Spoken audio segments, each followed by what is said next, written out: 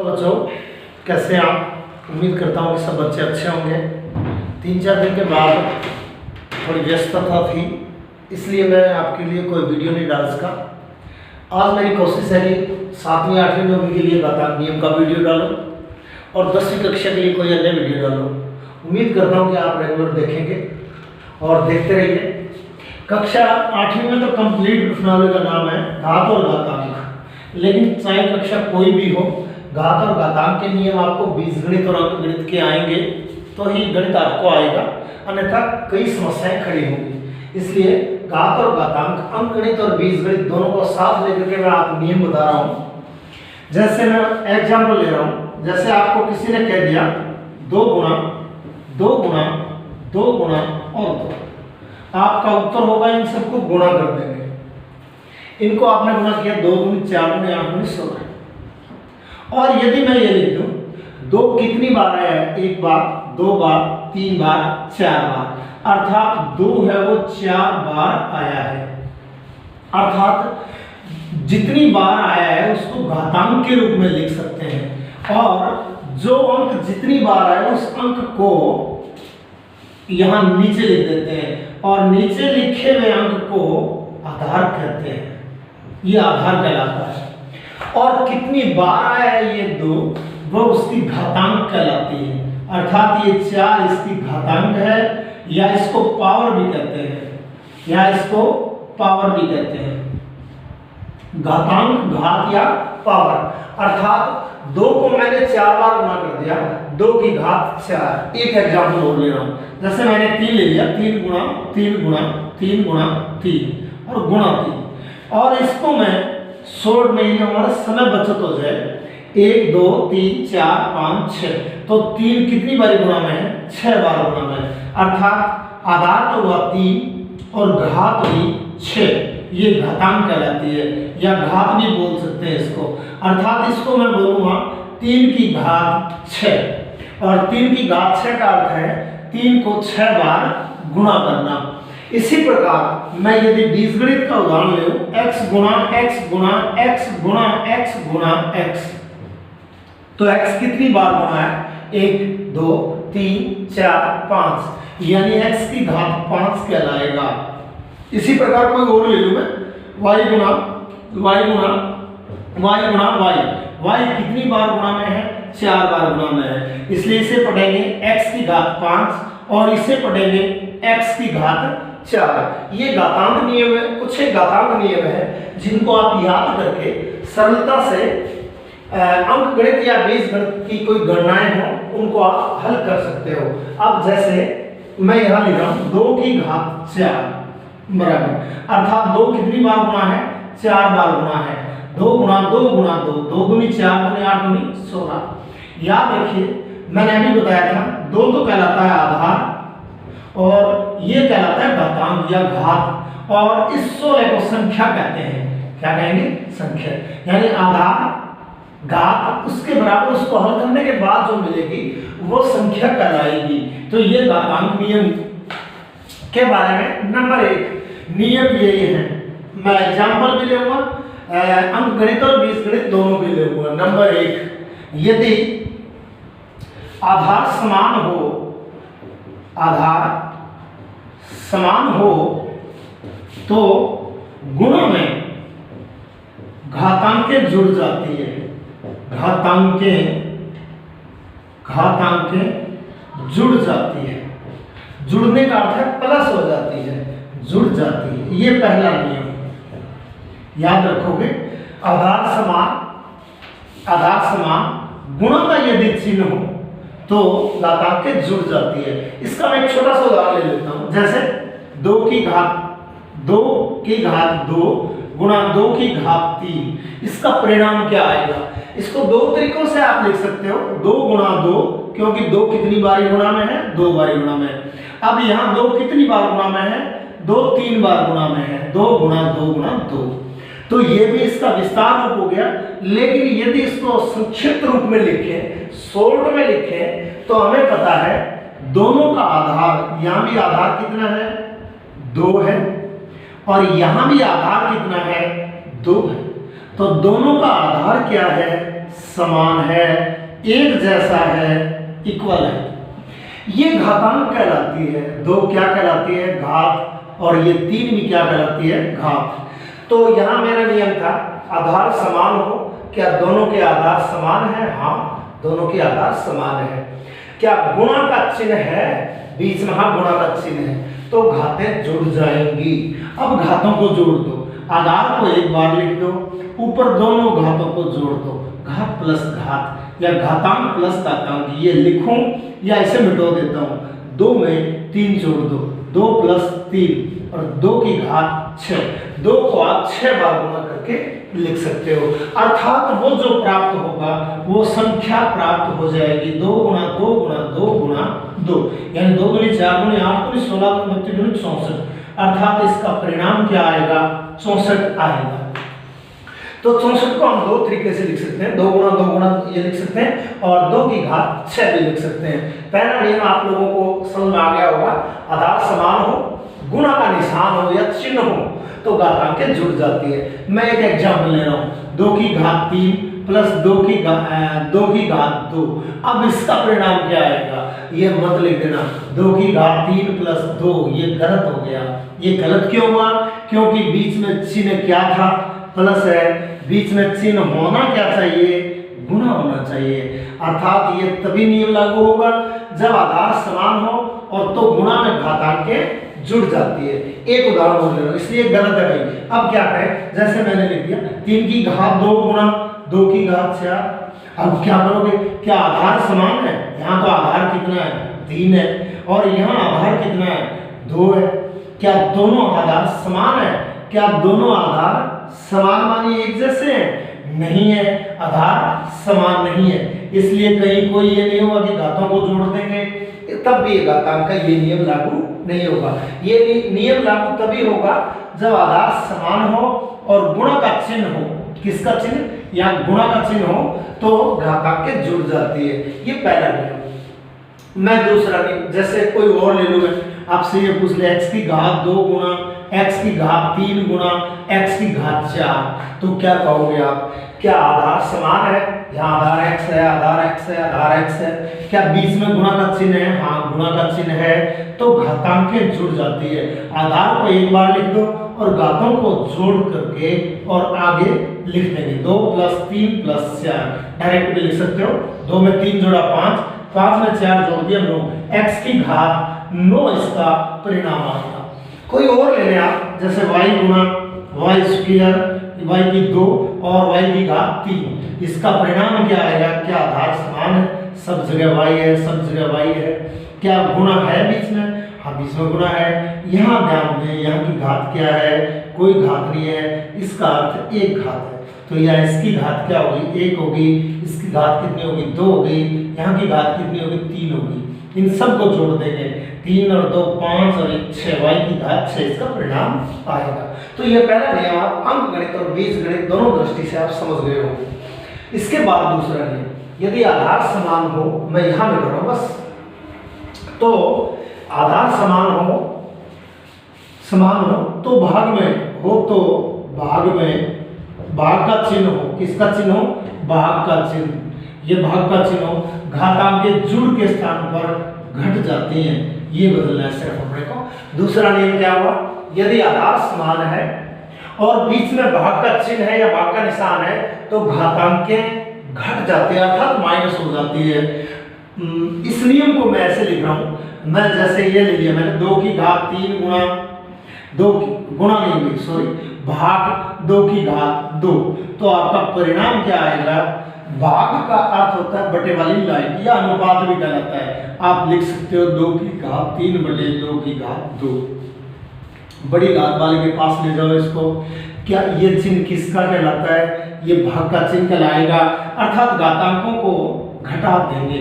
बड़ी घात में से छोटी घात घटा देंगे, अर्थात 2 की घात 3 माइनस 2 और घटाया तो क्या आया? 2 की घात 1 और 2 को एक ही बार लिखेंगे तो 2 ही आएगा। दूसरा नियम था आधार समान तो भाग में घातांकें घट जाती है। दोनों के मैं गणितीय रूप वहां लिख दूंगा, पहले नियम के दूसरे नियम के, जो भी नियम है सबके। और कोई ले लेता हूं, जैसे 3 की घात 10 और भाग 3 की घात 8 का परिणाम क्या आएगा? आप चाहो तो डायरेक्ट लिख सकते हो, नहीं ये भी लिख सकते हो 3 की घात 10, भाग के चिन्ह को बटे वाली लाइन द्वारा दर्शाया जाता है, और 3 की घात 8। क्या लिखोगे? क्या आधार समान है? यहाँ भी आधार 3 है, यहाँ भी आधार 3 है, गुणा का भाग का चिन्ह है, ये भाग का चिन्ह है, तो घातांकें घट जाती है। तो क्या लिखोगे? आधार को एक बार लिख देंगे, बड़े वाली घात पहले लिख देंगे, छोटे वाली घात ऊपर ले जाकर के माइनस कर देंगे, और 10 में से 8 गया, 3 की घात 2, अर्थात 3 को 3 गुणा 3, अर्थात इसका परिणाम क्या आएगा? 9 आएगा। तो ये घातांक का दूसरा नियम हुआ। मैं इसी नियम को बीजगणित में ले लेता हूँ। कोई भी, जैसे कोई उदाहरण ले लिया मैंने, x की घात 6 और भाग x की घात 3 का उत्तर क्या है या परिणाम क्या आएगा? तो x की घात 6 माइनस 3, अर्थात क्योंकि किसका चिन्ह है? भाग का निशान है, आधार यहाँ कितना है? x है, यहाँ भी कितना है? x है, तो घातांकें घट जाती है, अर्थात x की घात क्या बची? 3 बची। तो ये आपका दूसरा नियम है। मैं दोनों नियमों की गणित मान लिख देता हूँ, जो बार बार हम इसका उपयोग करेंगे सवालों में। जैसे पहला नियम मैं फिर गणित लिख रहा हूँ। नंबर 1, x की घात m गुणा x की घात n बराबर x की घात m प्लस n, अर्थात आधार समान हो, गुणा में घातांकें जुड़ जाती है। m के स्थान पर कुछ भी हो सकता है, n के स्थान पर भी कुछ हो सकता है। x के स्थान पर यदि 2 है तो यहाँ भी 2 होगा, 3 है तो 3 होगा, 10 है तो 10 होगा। इस प्रकार इसका उदाहरण लेने की आवश्यकता। दूसरा नियम, x की घात m भाग x की घात n, आप इसे लिखेंगे x की घात m माइनस n। हिंदी क्या होगी? आधार समान हो तो भाग में घातांकें घट जाती है, आधार समान हो तो भाग में घातांकें घट जाती है। ये दूसरा नियम।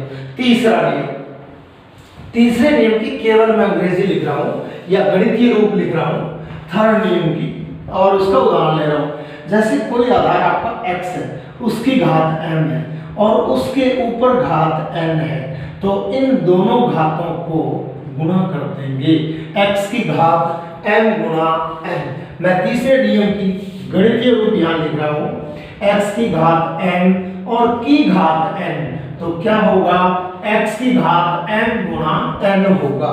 फॉर एग्जाम्पल मैं इसका उदाहरण ले लेता हूँ, इसका उदाहरण ले लिया, 3 की घात 2 और की घात 3, की घात बटेगी वैसे, यानी इस सारे की घात 3। इसको विस्तार से कैसे लिखें? कोष्टक के ऊपर घात 3 है, इसको यूं भी लिख सकते हैं, 3 की घात 2 कितनी बार गुणा है? 3 बार गुणा है, 3 की घात 2 और 3 की घात 2, ऐसे भी लिख सकते हैं। अर्थात ये अब ये आधार माना जाएगा। मान लेते हैं ये पूरा आधार कितनी बार गुणा है? 3 बार गुणा है, तो मैंने इन तीनों को 3 बार गुणा लिख दिया। अब वो नियम, पहला नियम लागू कर देंगे, आधार समान गुणा का चिन्ह है तो घातांकें जुड़ जाती है, तो 3 की घात 2 प्लस 2 प्लस 2, अर्थात 3 की घात 6। एक तो ये परिणाम है। अगर इस नियम का जिक्र करें तो आप ये न लिख करके क्या लिख सकते हो? x की घात 2 गुणा 3, यहाँ n के स्थान पर तो 2 है और n के स्थान पर 3 है, आधार x का x ले लिया मैंने, सॉरी x के स्थान पर मैंने 3 ले लिया, x के स्थान पर क्या ले लिया मैंने? 3 ले लिया। तो इन दोनों को हम गुणा कर दें, x की घात 3 की घात 6 लिख सकता हूँ, और कोई भी उदाहरण ले सकता हूँ। मैं एक उदाहरण ले रहा हूँ, 5 की घात 3 और की घात 4। अब आपका उत्तर डायरेक्ट होगा, एकदम आप डायरेक्ट लिख सकते हैं, 5 की घात 3 गुणा 4, 3 गुणा 4, 3 चौके 12, 5 की घात 12, अर्थात 5 को आप 12 बार गुणा करके लिख सकते हो, क्योंकि लिखने 12 बार लिखेंगे तो समय खराब होगा, 5 की घात 12 लिख दिया। अब ये नियम गणितीय रूप आप समझ गए होंगे। यहाँ देखिए दोबारा मैं इसको मिटा दिया मैंने, यहाँ देखो x के स्थान पर क्या था अपना? x के स्थान पर 5 था, m के स्थान पर x के स्थान पर 5 था, m के स्थान पर 3 और n के स्थान पर 4, तो दोनों घातांकों को हम गुणा करके लिख सकते हैं। ये तीसरा नियम मैंने वहां लिख दिया। अब मैं चौथा नियम ले रहा हूँ। चौथे नियम से पहले मैं एक एग्जाम्पल ले रहा हूँ, उस एग्जाम्पल से आप नियम निकाल सकते हो। जैसे कोई आपको क्वेश्चन कर ले, चौथा नियम बाद में लिखूँ, पहले उदाहरण ले लेता हूँ, 2 की घात 3 भाग 2 की घात 3, तो आप क्या करोगे? कौन सा नियम लगाओगे? निश्चित तय है, भाग का चिन्ह है, और दोनों के आधार समान है। आधार समान हो तो भाग में घातांकें घट जाती है, अर्थात आप मुझे लगता है ये लिखेंगे 2 की घात 3 माइनस 3, आपका परिणाम आएगा 2 की घात 0। 3 में से 3 घटाया 0, और याद रखिए 2 की घात 0 का मान 1 होता है। ये मैंने एग्जाम्पल लिया है। मैं एक एग्जाम्पल और ले लेता हूँ, दूसरा उदाहरण और ले लेता हूँ। 5 की घात 4 भाग 5 की घात 4, तो आप क्या लिखोगे इसे? 5 की घात 4 माइनस 4। आपने नियम कौन सा लगाया है? आपने भाग वाला नियम लगाया है, x की घात m भाग x की घात n। तो क्या लिखोगे? x की घात m माइनस x की घात n, ये लिखोगे। अर्थात 4 में से 4 घटा दिया, 5 की घात 0, और 5 की घात 0 का उत्तर भी क्या आएगा? 1 आएगा। याद रखिए किसी भी आधार की घात 0 आ जाए, ये घात क्या प्राप्त हो जाए? 0 प्राप्त हो जाए, उसका परिणाम 1 होगा। तो ये याद रखें, जैसे आपसे कोई इसी नियम को मैं पक्का कर देता हूँ, 1 की घात 0 का मीन 1 होता है, 2 की घात 0 का अर्थ भी 1 होता है, 3 की घात 0 का अर्थ भी 1 ही होता है, 4 की घात 0 भी 1 ही होता है, 5 की घात 0 भी 1 ही होता है, 6 की घात 0 भी 1 ही होता है। चलते रहिए, x की घात 0 भी 1 ही होता है। याद रखिए। इसकी हिंदी में क्या लिखूं? इस नियम की हिंदी लिख देता हूं, यदि किसी आधार की घात या घातांक की बात है, 0 हो तो उसका मान 1 होगा, ये आपका नियम नंबर 4 याद रखोगे। ये आपका नियम नंबर 4। इस नियम नंबर 4 को पहले मैंने उदाहरणों से स्पष्ट कर दिया है, उसके बाद नियम नंबर 4 लिख दिया है। इसका गणितीय रूप लिख रहा हूँ। x कोई आधार हो सकता है x, उसके ऊपर घातांक क्या होगी? 0, उसका मान क्या होगा? 1 होगा। अर्थात चौथे नंबर को मैं वहां लिख रहा हूँ। ये चौथा नंबर अपना हो गया, किसी भी आधार की घात 0 हो, उसका परिणाम 1 होता है, या उसका मान 1 होता है। इसी प्रकार एक उदाहरण और ले रहा हूं मैं। नेक्स्ट जो उसको गणितीय रूप से मैं प्रकट कर देता हूं। ये गणितीय रूप है, जैसे मैंने लिख दिया 1 एग्जाम्पल लिया मैंने चौथा, अगला 5वां लिख रहा हूं 1/2 की घात 2। अब यहां मैं इस घातांक 2 की घात 2 को ऊपर लाना चाह रहा हूं। तो देखिए सबसे पहले घात किस चिन्ह की है? घात के आगे कोई चिन्ह नहीं है, इस प्रकार है, ये चिन्ह कोई नहीं है, इसका अर्थ है इसकी घात का चिन्ह प्लस है। यार ये है 2 की घात 2, इस घात का कोई चिन्ह नहीं है, इसका अर्थ है घात प्लस है। अब क्या करेंगे? इस घात को, इस सारे को यदि मैं अंश में ले जाना चाहूंगा, मैं बताना चाहूंगा, क्योंकि ये अंश कहलाता है और ये हर कहलाता है। अगर इस हर में से इसको ऊपर अंश की तरफ ले जाना चाहूंगा तो आधार तो सेम रहेगा, ऊपर वाला 1 है तो 1 का 1 रहेगा, गुणा का चिन्ह लगा सकते हो, लगाओ तो लगा सकते हो, और इस आधार और इस घातांक को ऊपर ले जाएंगे तो ये घातांक माइनस की हो जाएगी, अर्थात 2 की घात -2 हो जाएगा। इससे उल्टा ले लूं मैं, ये पहला एग्जाम्पल था मेरा। दूसरा, इसका गणितीय रूप लिखो, दूसरा एग्जाम्पल ये मेरा, मैंने लिख दिया 5 की घात -3। धनात्मक घात में लिखिए, अर्थात प्लस की घात में लिखिए। 2 शब्द यहाँ बोल रहा हूं मैं, एक तो धनात्मक माने प्लस, और एक ऋणात्मक अर्थात माइनस। एक होता है ऋणात्मक अर्थात माइनस, ऋणात्मक अर्थ माइनस के रूप में, क्योंकि ऋणात्मक घात है, इसको धनात्मक घात लिखना है। याद रखिए इसके नीचे यदि मैं 1 लगा देता हूं तो इसके मान में कोई परिवर्तन नहीं आएगा, क्योंकि हर, यदि किसी संख्या का हर कुछ भी नहीं है तो उसका हर हमेशा 1 होता है, और ये अंश कहलाता है। मैं लिख चुका हूं ऊपर भी। तो क्योंकि अंश में घातांक हमारी माइनस की है तो हर हमारा 1 है, तो हर को तो ऊपर ले जाए, हर को तो हर रहने दें, ऊपर ले जाए, अंश में बदल दें, और घातांक को अंश की बजाय हर में पटक दें। हर में पटका इसकी घातांक की जो चिन्ह है वो क्या था? ऋणात्मक था, वो चिन्ह किस में बदल जाएगा, धनात्मक में बदल जाएगा। अर्थात मैंने धनात्मक घात को ऋणात्मक घात में बदल दिया और ऋणात्मक घात को धनात्मक घात में बदल दिया। इसी प्रकार इन दोनों नियमों को मैं गणितीय रूप से ये लिख सकता हूँ। पांचवा नियम ही कहिए इसको, x की घात माइनस कोई ले लूँ मैं, माइनस p ले लेता हूँ कोई घात, तो इसको लिख सकते हैं 1/x की घात p, ये लिख सकता हूँ। अर्थात ऋणात्मक घात को धनात्मक बदल लिया। इसी का उल्टा यदि मैं इसको छठा नियम नाम में दे करके कोई नाम ले देता हूँ 1/x की घात p या माइनस p, इसको पॉजिटिव या धनात्मक बनाऊंगा तो इसको मैं लिख सकता हूँ 1/9 लिख करके x की घात p लिख सकता हूँ। बस नियम याद रखना है, ऋणात्मक घात को धनात्मक बदलनी हो, अंश में है तो हर में आ जाएगी, हर में तो अंश में आ जाएगी, बस यही याद रखना है। तो ये आपके घातांक के चार या पांच जो भी नियम मैंने दिए हैं, इसके बाद मैं कुछ एक उदाहरण ले लेता हूँ और ऐसे उदाहरण, छोटे छोटे उदाहरणों से ही आपकी वो प्रश्नावली बनी हुई है। 8वीं कक्षा की प्रश्नावली के कुछ एक सवाल मैं बोर्ड पे लिख के कर दूंगा। उसके बाद जो बचेंगे मैं निश्चित तौर पर कॉपी में करके आप लोगों के पास, जो मेरे पास नंबर है व्हाट्सएप के, उन पे मैं व्हाट्सएप कर दूंगा नोट्स के तौर पे। उनको पढ़ करके कोई समस्या है तो मुझे अवगत करवा देना। मैं एक एग्जाम्पल ले रहा हूँ, एक एग्जाम्पल ले लिया, ये क्वेश्चन याद आते हैं। जैसे आपको बोल दिया 225 को घातांक के रूप में लिखो, घातांक के रूप में लिखो, क्योंकि 225 एक संख्या है, उसको घात में लिखना है, घातांक के रूप में लिखो। ये लिखने के लिए 225 के अभाज्य गुणनखंड कर लेते हैं। अभाज्य गुणनखंड एक नाम आया है, अभाज्य गुणनखंड। हालांकि इस छोटी क्लास में आप पढ़ चुके हो अभाज्य गुणनखंड। अभाज्य संख्या वह संख्या होती है जो स्वयं के अतिरिक्त अन्य किसी संख्या से पूरा पूरा भाग नहीं जा सकती। गुणन का अर्थ है गुणा के रूप में, और खंड का अर्थ है टुकड़े।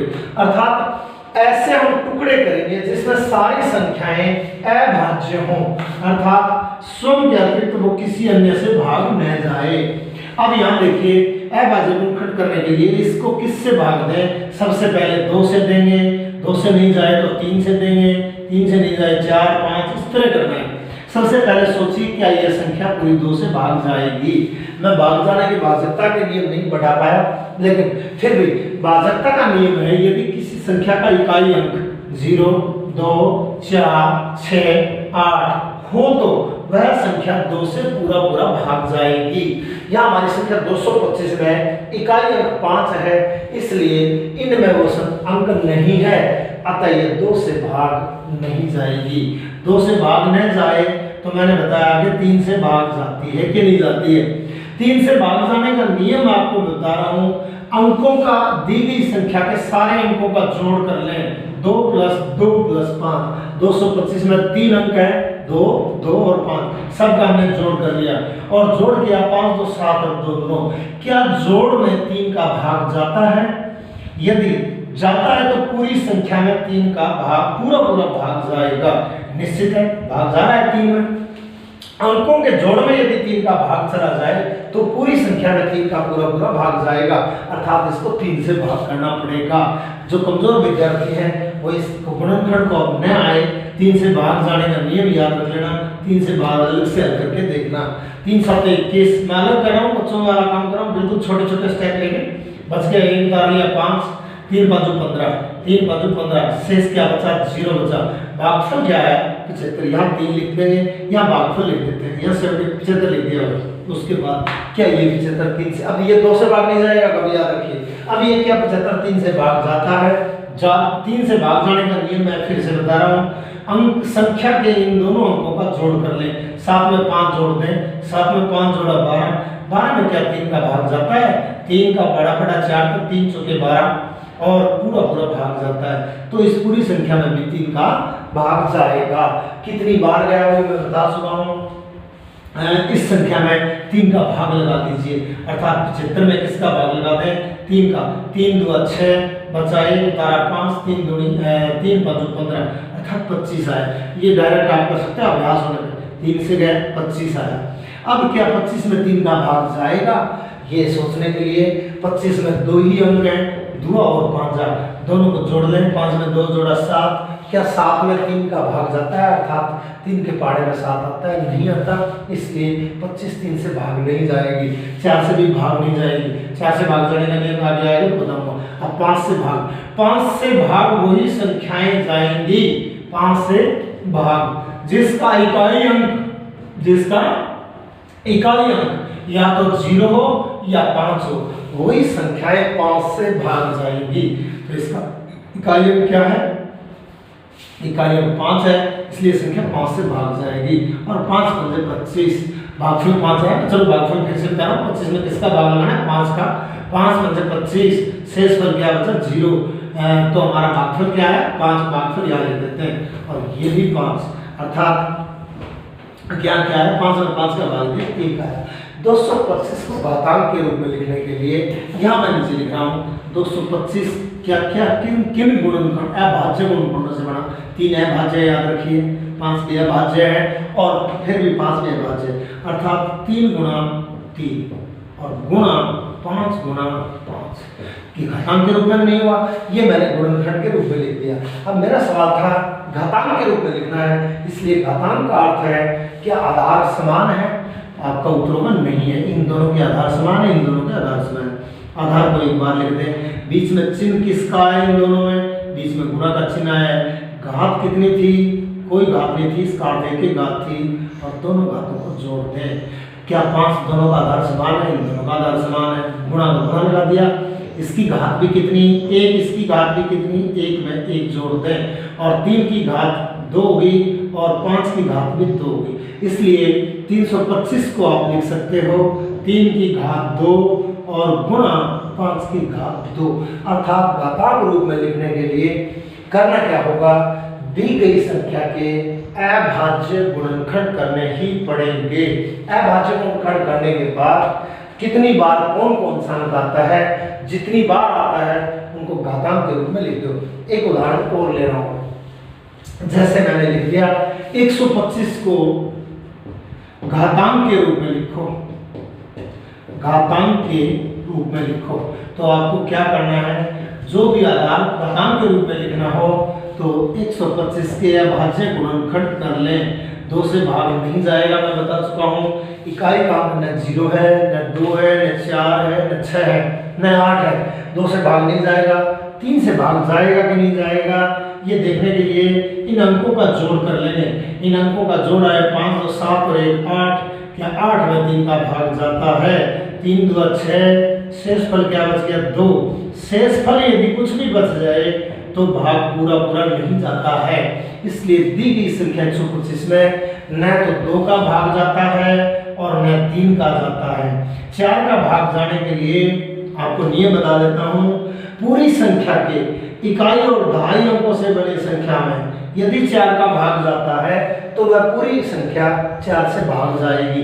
इकाई और दहाई से हमारी संख्या क्या बनी है, 25 बनी है, 125 में इकाई, ये तो इकाई अंक कहलाता है और ये दहाई अंक कहलाता है, इनसे संख्या क्या बनी हमारी 25, यदि 25 में 4 का भाग जाता है तो पूरी संख्या में 4 का भाग जाएगा। 25 में 4 का भाग लगा के देख लें, 6 चौके 24, शेष क्या बचा 1, शेष नहीं बचना चाहिए, इसलिए 125 में 4 का भी भाग नहीं जाएगा।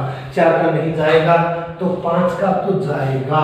5 का जाने के लिए मैंने आपको नियम बता दिया है, यदि इकाई अंक 0 हो और इकाई अंक 5 हो तो पूरी संख्या में 5 का भाग जाएगा, क्योंकि इकाई अंक 5 है अतः 125 में 5 का भाग जाएगा, यहाँ 5 लिख देंगे। अब भाज्य गुणनखंड करना बता रहा हूँ, मेरी पूरी कोशिश है।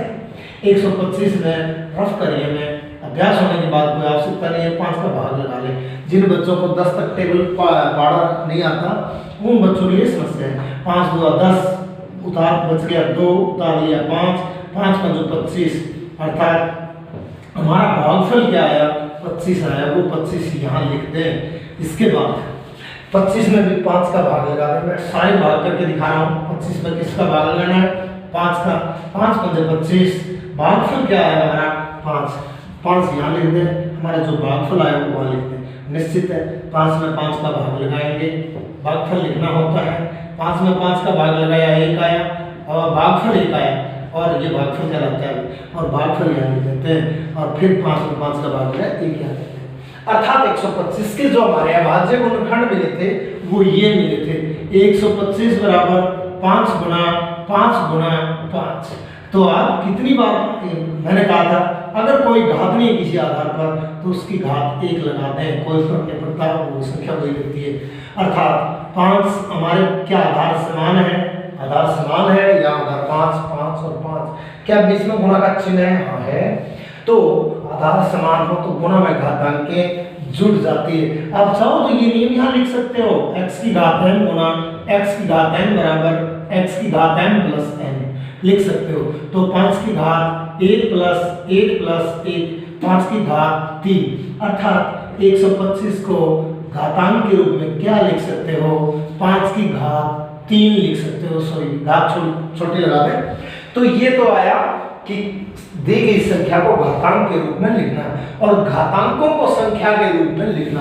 जैसे आपसे कह दे 5 की घात 3 को संख्या के रूप में लिखिए या विस्तार कीजिए, तो आपका परिणाम क्या होगा, आपका उत्तर क्या होगा? 5 गुना 5 गुना 5, अर्थात 5 कितनी बार गुना है? 3 बार गुना है। पहले इन दोनों को गुणा कर लें, 5 को 5 से गुणा किया 25 आया, जो आया उसको अगले से गुणा कर ले, 25 को 5 से गुणा किया 125 आया, अर्थात 125 को घातांक के रूप में ये लिखा 5 की घात 3, और 5 की घात 3 को संख्या के रूप में क्या लिखा? 125 लिखा।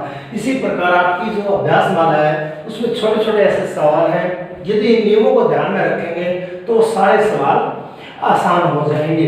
अब मैं छोटे छोटे आपके अभ्यास माला के कुछ एक सवाल लेने का प्रयास कर रहा हूँ, ये आपके पास सेम पड़ा रहेगा। मैं इन सब की हिंदी बता रहा हूँ।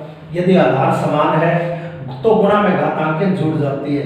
दूसरे की हिंदी बता रहा हूँ, यदि आधार समान है तो भाग में घातांकें घट जाती है। तीसरी हिंदी नहीं है, वैसे ही घात के ऊपर यदि घात हो तो दोनों घातांकें गुणा हो जाती है। अगर किसी आधार की घात 0 हो उसका मान 1 होता है। अगर ऋणात्मक घात को धनात्मक बदलना हो तो हर से अंश में ले जाएं या अंश से हर में ले जाएं, तो घातांकें धनात्मक से ऋणात्मक, ऋणात्मक से धनात्मक में और धनात्मक से ऋणात्मक में परिवर्तित, धनात्मक से ऋणात्मक में और ऋणात्मक से धनात्मक में बदल जा सकती है।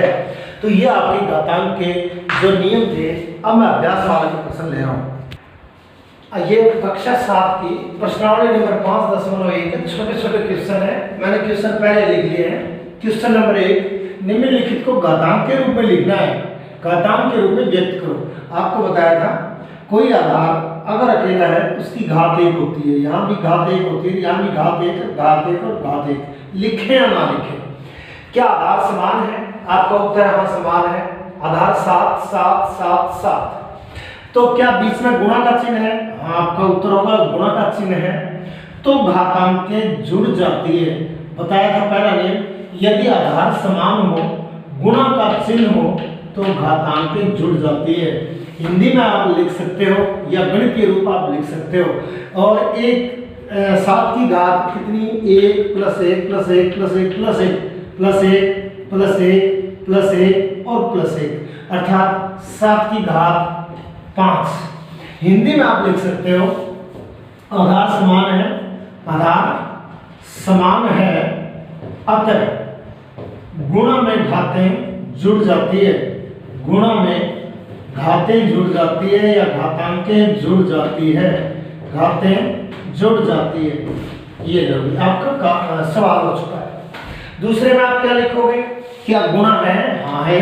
आधार कितने समान है? यहाँ 1 2 3 है और यहाँ भी आधार 2 एक जैसे हैं, अर्थात इसमें भी घात 1 है 1 है 1 है, इसमें भी घात 1 है 1 है। हमारे 2 आधार बन गए बोल के, एक तो आधार ये है और एक आधार ये है, अर्थात एक आधार 3 है और एक आधार 7 है। आधार 3 सबकी घात 1 1 है, सबकी घातों को जोड़ दें 1 प्लस 1 प्लस 1, और 7 के ऊपर भी घात 1 1 है, सबको जोड़ दें। 7 की घात 3 की घात तो 3 हो गई और गुणा 7 की घात 2 हो गई। हिंदी में लिख सकते हैं आधार समान हो तो गुणा में घातांकें जुड़ जाती है। ये आपका दूसरा पार्ट हो गया। तीसरे पार्ट में यहाँ आधार ये है, यहाँ भी ये है, यहाँ भी ये, घातांक कुछ नहीं है, इसका अर्थ है ठीक है। आधार यहाँ बी है, यहाँ बी है, घातांक कुछ नहीं है, इसका अर्थ है एक एक घातांक है। यहाँ आधार दो हैं आपके, एक तो ए है और एक बी है। ए में घात यहाँ ये एक एक आई है, अर्थात तीनों घातांकों को जोड़ दें, तीनों घातांकों को जोड़ दिया। बी पर भी घात एक एक है, दोनों घातांकों को जोड़ दें, अर्थात ए की घात एक में तीन, एक को 3 बार जोड़ा 3 और गुणा बी की घात 2, अर्थात हमारा उत्तर होगा ए की घात 3 गुणा बी की घात 2। अमूमन इसको क्यूब द्वारा भी बोल सकते हैं, ए की घात 3 को क्यूब भी कहते हैं और बी की घात कोई भी घात 2 उसको स्क्वायर कहते हैं और घात 3 को क्यूब कहते हैं। तो आपका ये पहला सवाल। दूसरा सवाल अभी बता चुका हूं मैं, मेरी तरफ से उदाहरण लेकर के निम्नलिखित संख्याओं को घातांक के रूप में व्यक्त कीजिए। तो घातांक के रूप में व्यक्त करके और 32 के अभाज्य गुणनखंड कर लें। मैं ले लेता हूँ, 2-3 पार्ट लिख दिए मैंने। 32 में मैंने आपको बताया यदि इकाई अंक 0, 2, 4, 6, 8 हो तो वह संख्या 2 से पूरा भाग जाती है। इकाई अंक यहाँ 2 इसलिए 2 से भाग जाएगी। अलग से भाग करना चाहूँ तो मैं भाग करके बता सकता हूँ आपको। 32 में 2 का भाग लगाऊंगा तो सॉरी 32 में 2 का भाग लगाया, 2 एकम 2 और यहाँ लिख दिया शेषफल 1 उतार लिया 2, 6 2 12 अर्थात 16 2 32 अर्थात यहाँ 16 लिख देंगे। मैंने कहा भागफल लिखना होता है यहाँ। अब क्या 16 में 2 का भाग जाता है? हाँ जाता है, क्योंकि इकाई अंक 0, 2, 4, 6, 8 होना चाहिए। 16 में भी आप 2 का भाग लगा सकते हैं और उसका ये कर सकते हैं, कोई करने की आवश्यकता नहीं है। 2 8 16 और हमारा भागफल क्या है 8, यहाँ 2 लिखते हैं। भागफल लिखा जाता है, मैंने बताया यहाँ 8 लिखते हैं। 8 में भी किसका भाग जाएगा? 2 का भाग जाएगा। 8 में 2 का भाग फिर से लगा दें, 2 का पाड़ा पड़े 2 चौके 8, शेषफल 0 पूरा भाग गया। भागफल क्या है 4, यहाँ 2 लिखते हैं, भागफल यहाँ लिखते हैं 4। उसके बाद 2 का फिर से लगा दें, 2 2 और 4 करके बताने की आवश्यकता नहीं है, जो भी है 2। अर्थात ये हमारे अभाज्य गुणनखंड हो चुके हैं और 2 में 2 का भाग लग रहा है 1। अर्थात आप लिख सकते हो कि 32 को आप यो लिख सकते हो 32 बराबर कितना गुणा कितना गुणा कितना, अर्थात लिख सकते हो 32 बराबर 2 गुणा 2 गुणा 2 गुणा और 2, अर्थात 1 2 3 4 5 बार आया 1 2 3 4 और गुणा। अर्थात मैंने बताया था कोई भी आधार की घात यदि कुछ नहीं है उसकी घातांक 1 होती है, 1 होती है, 1 होती है, 1 होती है और 1 होती है। लिखने की आवश्यकता नहीं, याद रखें। अर्थात कितनी बार गुणा आया, आधार समान है, गुणा में घातांकें जुड़ जाती है। यदि आप ये लिखे दर्शाते हो तो ठीक है, अन्यथा डायरेक्ट इन सब का जोड़ करके और 2 की घात 5 इसका आंसर होगा। इसी प्रकार 81 को घातांक के रूप में व्यक्त करो। अब मैं 81 को घातांक के रूप में व्यक्त कर रहा हूँ। 81 लिख दें, 81 के अभाज्य गुणनखंड कर लें।